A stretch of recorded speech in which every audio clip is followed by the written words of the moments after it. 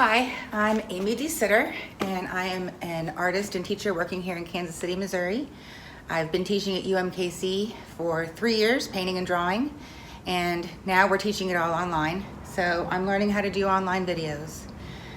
Here at my studio in the West Bottoms, I like to offer a lot of fiber art classes, but they're all put on hold right now. So I thought I would just show a quick project so you could do, at home while you're not sure what else to do.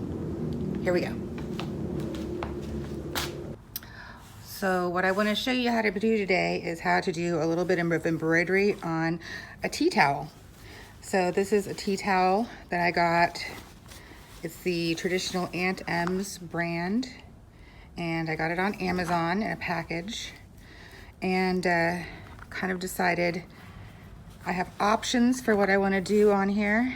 I can use one of these good old Aunt Martha's embroidery transfers. Actually, those are made here in Kansas City, down in the River Market. Or I can do some kind of my own thing. I have a sticker that I made that I really like. So I hand drew it with my own handwriting as letters, and that's what I'm gonna put right there. So how am I gonna do that? I'm gonna slide this underneath.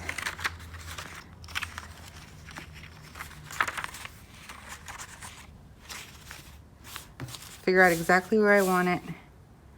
Oh, can't quite see through it. So I'm gonna take a black pen to this. I'll be right back.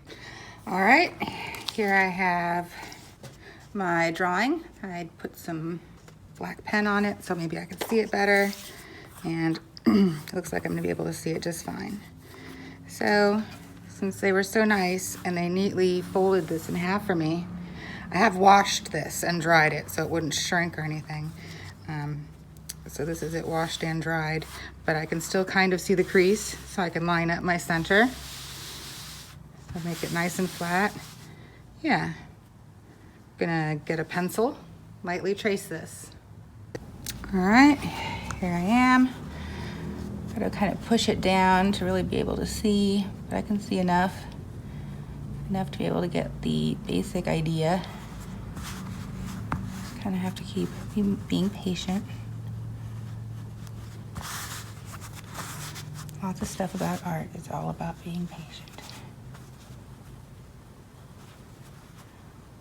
All right. Keep pulling it down, moving it around. All right, let me finish this real quick. All right, well, here's what my little guy looks like. The pencil works nice. You can even, I have made a mistake here. I could even erase it pretty good. So it'll stay on there long enough to be able to see it to stitch it on, and then it'll wash away whenever I start washing it.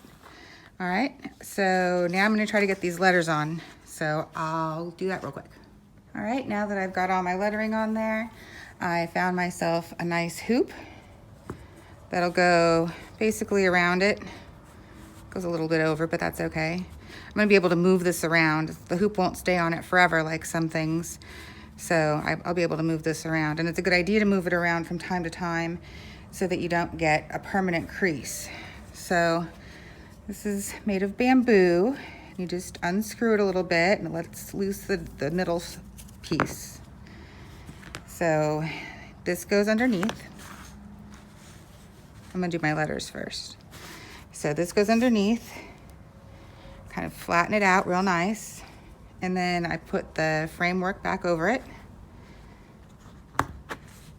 Nice and tight, like a drum. All right, and then tighten it back up. Good, good. Yeah, all right. Next, I will get the embroidery thread. So I've decided to use this kind of indigo colored thread. I also went and got a needle threader, scissors, embroidery scissors, and a needle with a little magnet on it. So if I can put it down, I won't lose it. So it's got a nice big hole on it. So I'm probably not gonna need the needle threader, but usually I do. So I'm gonna start by taking pretty long hunk here. Maybe as long as half my wingspan. Because any longer than that, it's gonna start to get tangled up on you. So yeah, half my wingspan. So I've got one arm out, other arm into my chest. That's how long that is for me. And I'm gonna tie a little knot in one end with a little tail in case I want to tie it to anything. And then I've got the other end, and I'm going to fold it in half so that all I have is a loop right here. And then I'm going to take and pinch that loop, and I'm going to push it through. Whoops. Doing it at a weird angle, and I have glasses, so don't mind me. I'm going to try one more time.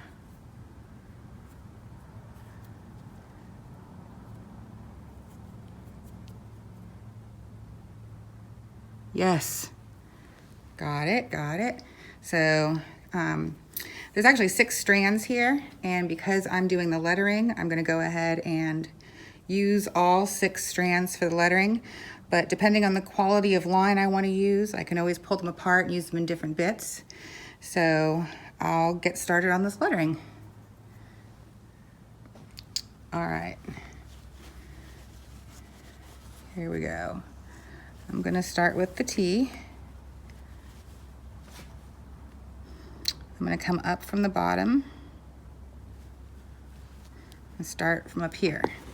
And the knot is underneath, and I'm kind of holding it with my fingers so I can hang on to that little knot so it doesn't get pulled again. And then I'm gonna take my needle and go up a full stitch. And a stitch is just whatever size you deem it to be.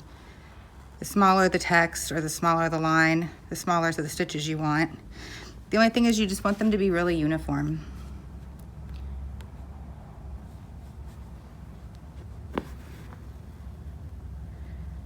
Another stitch length, and I'm gonna go back in the same hole that I just came out of. And that's a back stitch. It'll work just fine for the outline that I wanna do here.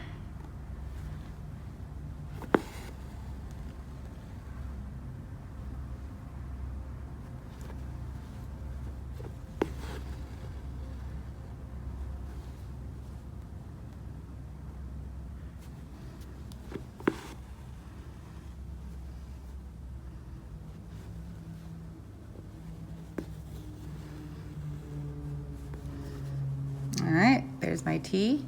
It's kind of funny and homemade looking. I like it. All right, I'm gonna keep working on this and I'll be right back. All right, here we go. I'm gonna start with the T. I'm gonna come up from the bottom and start from up here. And the knot is underneath, and I'm kind of holding it with my fingers so I can hang on to that little knot so it doesn't get pulled again.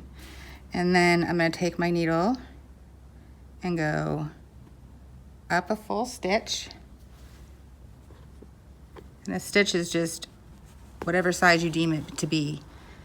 The smaller the text or the smaller the line, the smaller the stitches you want. The only thing is you just want them to be really uniform.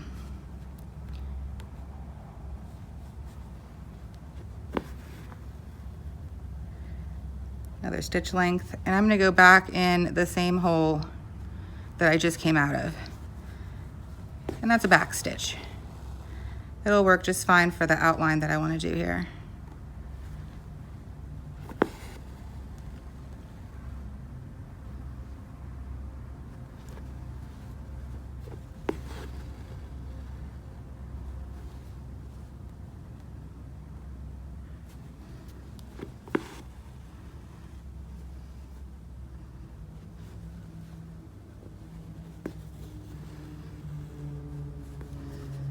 All right, there's my T. It's kind of funny and homemade looking. I like it. All right, I'm gonna keep working on this and I'll be right back. All right, guys, here I am. I have all the lettering done, and I did just an outline of the colors that I wanted. most of the tea towels that I saw, the vintage ones, only have an outline. They don't have anything filled in. So I'm sticking with outline for now. I wanted to mention I used all 6 threads that come in a strand whenever I was doing the outlines here. But now the last thing I have to work on is the little face. So I'm going to use like 3 strands for the eyes, nose, and mouth. That way it's a little bit more delicate. I have a little bit more control over it. And it kind of adds that variety and quality of line. So I'll show you that in a second. All right, here we go. All finished.